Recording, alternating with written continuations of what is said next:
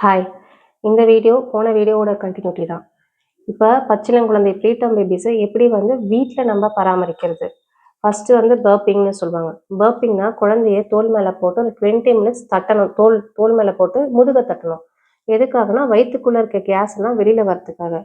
இது எதுக்காக பண்ணா, ஆஸ்பிரேஷன நம்ம அவாய்ட் பண்ணியே ஆகணும். ஸோ அதுக்காக பர்ப்பிங்ன்ற பிராக்டிஸ் நம்ம எடுத்துக்கணும்.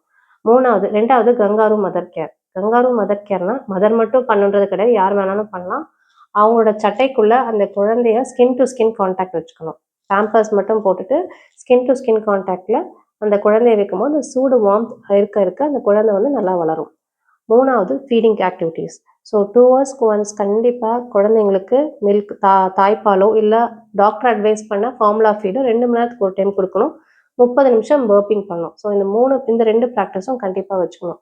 4வது அந்த குழந்தையோட தூங்குற பொசிஷன் எப்படி இருக்கணும்னா, ஒரு 45 டிகிரி ஆங்குலேஷன்ல இருக்கிறது நல்லது. எதுக்காகனா, அது ஆஸ்பிரேஷன் அவாய்ட் பண்ணுறதுக்காக தான் அந்த ஒரு பொசிஷன் எப்பவுமே அவங்கள படுக்க வைக்கிறது நல்லது. 5வதா என்ன ஃபாலோ பண்ணணும்னா, ஒரு வார்ம்த். ஸோ எப்பவுமே குழந்தைய சுற்றி வச்சுக்கணும். ஒரு நல்ல கவரிங்கோட ஒரு நல்ல சூடாக என்வாயன்மெண்ட் இருக்கிற மாதிரி நாம் குழந்தைய பராமரிச்சுட்டு வரணும். 6வது எப்பவுமே கன்சல்டேஷன் டாக்டரை ஃப்ரீக்வெண்ட்டாக விசிட்ஸ் பண்ணி க்ரோத் சார்ட் அவங்களோட வளர்ச்சி எப்படி இருக்குன்றதுக்கு ஏற்ற மாதிரி பார்த்துட்டு வரணும். அப்புறம் அவங்க இன்ஃபெக்ஷன் நிறைய மோர் ப்ரோன் ஃபுட் இன்ஃபெக்ஷன்றதுனால அவங்களுக்கு தேவையான மருந்துகள் நிறைய கொடுக்கணும்.